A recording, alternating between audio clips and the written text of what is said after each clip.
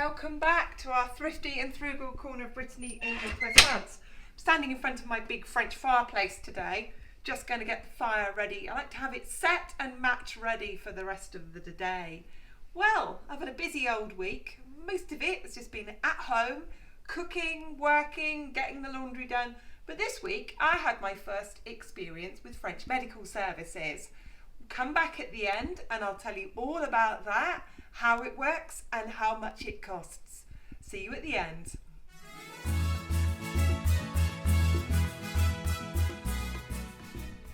I was asked, how do I make corn tortillas, pure corn tortillas, because I can't buy them here in France, so I make them. I'll start off with what I need. I need a mixing bowl, I need masa harina, I need a sprinkle of salt, an oiled plastic bag, a damp tea towel on a plate. I need a tortilla press. If you don't have a tortilla press, a great big heavy saucepan works just fine. And I need to measure out a cupful of masa harina. That's what I need.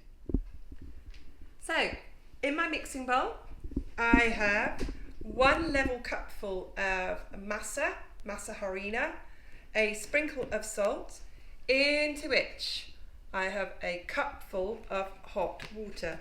I will add 3/4 of the cup to begin with to see if that's enough. So I have some left. And I will stir it.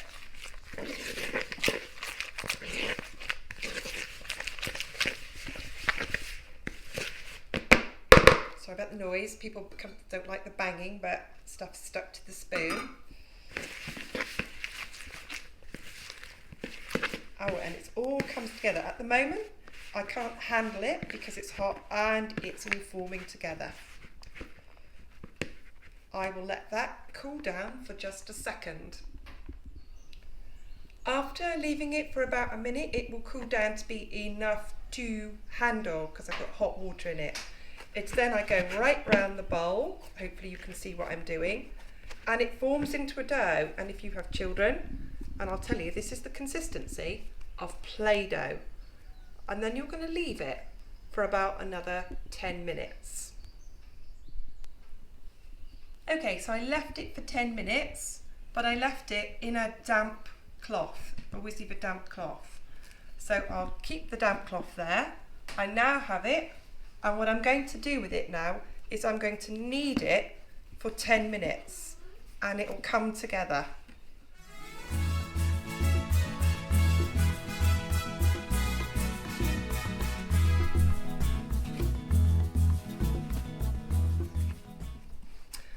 Okay, I have kneaded that for 5 minutes. It's now doesn't stick to my hands, and I'm going to divide it into 8 even parts. I find it easier to make a big sausage.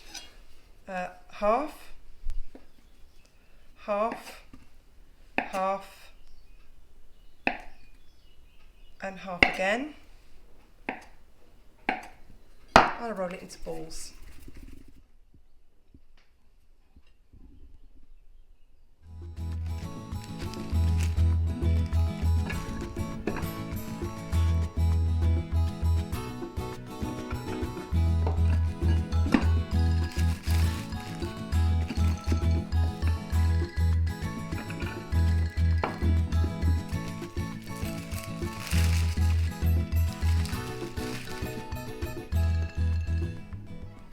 So, as you saw, I divided my dough into 8 pieces.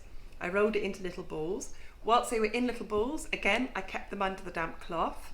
I then put my oil plastic bag into my tortilla press, and then I flattened them. I pressed them twice. I turned them and flattened them again. If you do not have one of these, put your tortillas between the oiled plastic bag and press down on it with a big cooking pot or a big saucepan. It'll do it just the same. It just takes a bit more effort. I'm using my French crepe pan. You could use a frying pan, you could use a skillet, and I know when they are cooked because they puff up. They puff up, and then when one is done, put it in here to keep it warm. The next two I've got cooking here. Once they start to seal, they move. And then I flip them over. I cook them for a few seconds on each side. So just watch me do that. I've got it in a hot pan, but not as hot as I could get it. I'm using my electric hob today because for whatever reason, and anybody who has a wood stove will recognise this, some days I just can't get the wood stove hot, and today, there it is, it's puffing up. It's puffing up and I can squeeze it, there you go. It kind of, they say it delaminates. Flip it over again. You see the pan is hot. There we go, it's starting to brown. And it will puff up, you can see the steam coming out of it. Oh, I like it when it does that. Move them around, the pan gets hot in different places. And there they are, that's how I cook them. Well, those are the tortillas. Let's talk costs here a moment. A pack of masa here is about €3.50. And from this one bag of masa, I can make 7 batches of tortilla. So I can make 7 batches of tortilla for about the same price as I can buy 1 packet of corn tortillas. And here they are.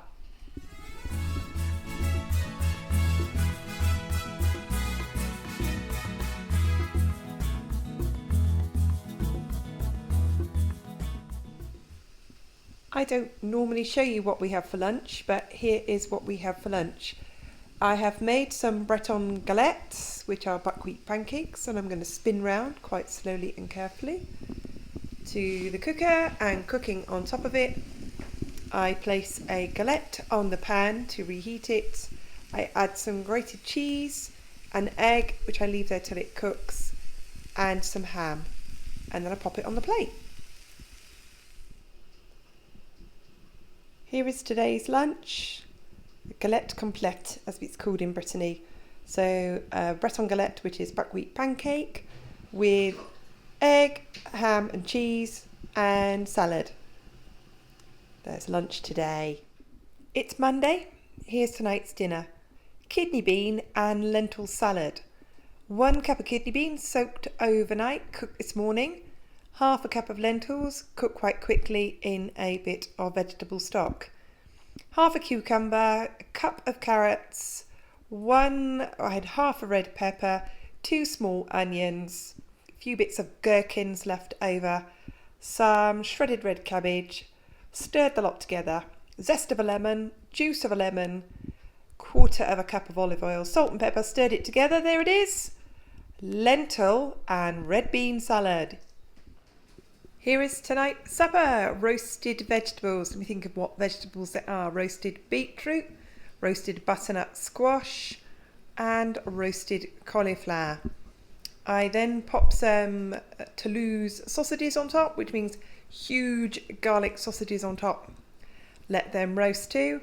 Made some gravy, which is English gravy, and popped it back in the oven. So it's mock roast.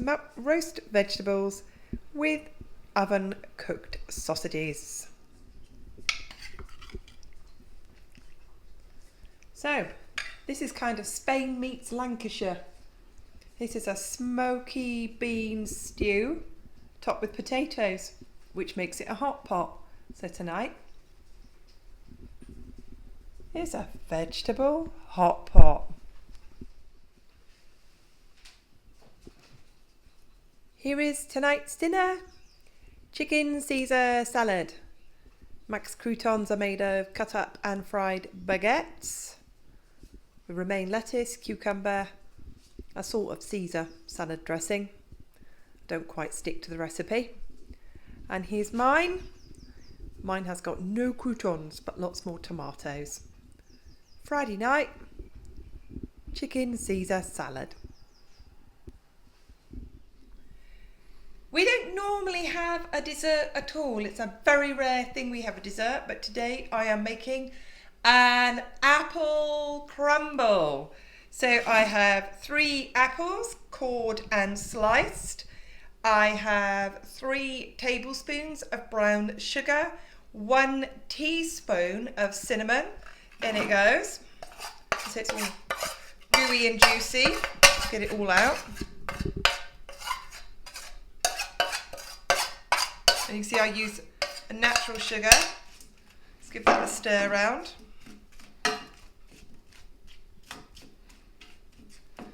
And the crumble, as if you were making pastry or pie crust, as called by Americans. Half fat to flour. So I've got gluten-free flour in here, but any flour will do. I've got 200 grams of flour, so 100 grams of butter, which I've rubbed in with my fingers. And then I have got 80 grams of brown sugar that I've stirred in with it. And that gets sprinkled on top.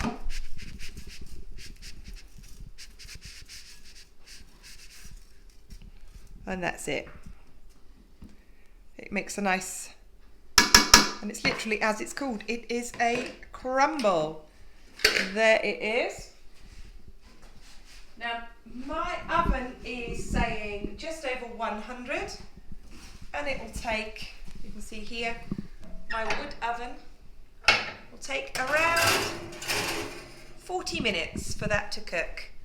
If you stick that in at 180, it will take 30 minutes. There it is.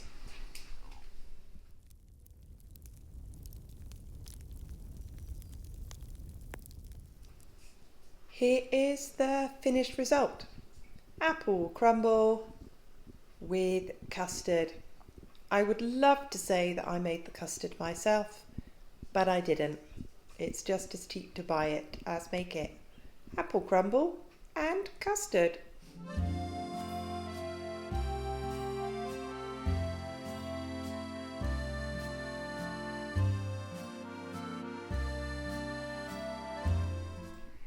Well, as promised, I thought I'd tell you about my experiences with the French medical system. First of all, how do you get medicine in France? How do you get healthcare in France? There's 2 things. First of all, I'll cover up my numbers and everything here. First of all, you register with the social security system and the healthcare system, and you get something called a carte vitale. You can see here, it's got a biometric bit in it. You go to the doctors, the pharmacy, hospital, blood test, dunk. That goes in a machine. They know who to charge, which insurance company, whether it's, mine for example is Amélie. There's different agencies in the French government. I'm not quite sure yet, but I get money back. That's the odd thing about it. They give me money, I get money back. So there we are, I get money back. That gives me my money back. Secondly, I have something called a mutuelle, which is a top-up insurance. So this pays for 70% of my health insurance, paid for by taxation. This is privately funded. This one is negotiable. I can pay more or less on this. I've got a mid-range policy on this one. This one cost me, I've worked it out, €63 a month. This cost me my tax. So there we go. So that's how it's funded to start with. Well, this week I went to a general practitioner or a general medical person this week, and I registered with them, gave them my card, registered with them, sat and told her all about my menopausal issues, you know, all the ones, head's fluffy, hot 1 minute, cold the next, all of those things. She looked at me in absolute shock that I hadn't been to her sooner, and she couldn't have been nicer. So that ball is rolling, and I gave her €25. I will get 17.5 euros back. It befuddles me why they don't just charge you €7.5, but anyway, I will get the money back. I then got given a prescription, and in the UK, I'm used to doctors having a very light touch with medical services. They don't want to overprescribe. Here, the difference being whatever they thought I needed, whatever, and I came away with 6 items of various different forms of hormone treatments to try in the first case. and it came to 16.5 euros. And I will get some of that back. I asked for a French friend, what do you get back, what you don't get back? And she said, well, you don't really know, but you'll get some of it back. It's a mystery to the French. So although I paid 16.5 euros for the drugs, and that's the cost of it, that's all, you pay for the cost. There's no profit on drugs in France. I paid 16.5 euros and I will get some of that back. The next day, and in the UK I'm used to waiting, no waiting in France. The next day I went to a laboratory, which is like a clinic and a hospital all in one, where you have blood tests done, all sorts of tests done. I had blood taken, and that day I was sent my medical results of all. Americans, you're used to this, you're used to having your blood work done. British people, we don't normally have that done unless they think you're quite sick. So I had that done. And the other thing that's very different from the UK to France is I keep my own medical records. That means I've got to keep my own file and my own medical records. My doctor will have that, and the clinic will keep a record of that, but I must keep my medical records. In the UK, you don't touch your medical records. You don't see your medical records. You have to ask for them. Now at the blood clinic, because I'm not used to what you pay for and don't pay for yet, I handed over my bank card, but you don't pay for that. You don't hand over your card at the hospital for treatment. So there's that one. And they couldn't have been nicer. They couldn't have been nicer. So my experience of the French healthcare system so far, it's really quick. Not used to that being British. Britain, you will be really patient. The other thing here is you can express to your GP here what you want. That's different in the UK. They tell you what you can have. Here you express what you want. Here you book your own medical appointments. That's different in the UK. You wait as long as you can wait ages for a medical appointment in the UK. The other thing in the UK that was different, I had to lie to get a medical appointment because they used to say this, is it an emergency? Well, of course it wasn't an emergency. If it was an emergency, I'd call 999 and get an ambulance. Here, none of that. None of that. You just make an appointment. You can see your doctor because you have health concerns. You don't have to be sick, and you go along. So there was my experience. It was really good. They were very nice. It was very quick. It didn't cost very much money. Some of it is free. Medication is really, really cheap. In the UK, each medication can be a different prescription and each a different prescription charge. Here, you just pay the price of the drugs, which has no profit on it, and it was cheap and it was quick and it was easy.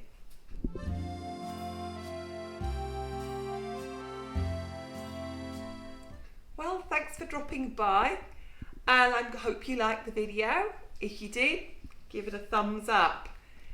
If you like what you see here, hit the subscribe bell. You won't miss anything at all then. We're going to be putting extra videos out, some little ones too. You don't want to miss them. Make sure you subscribe.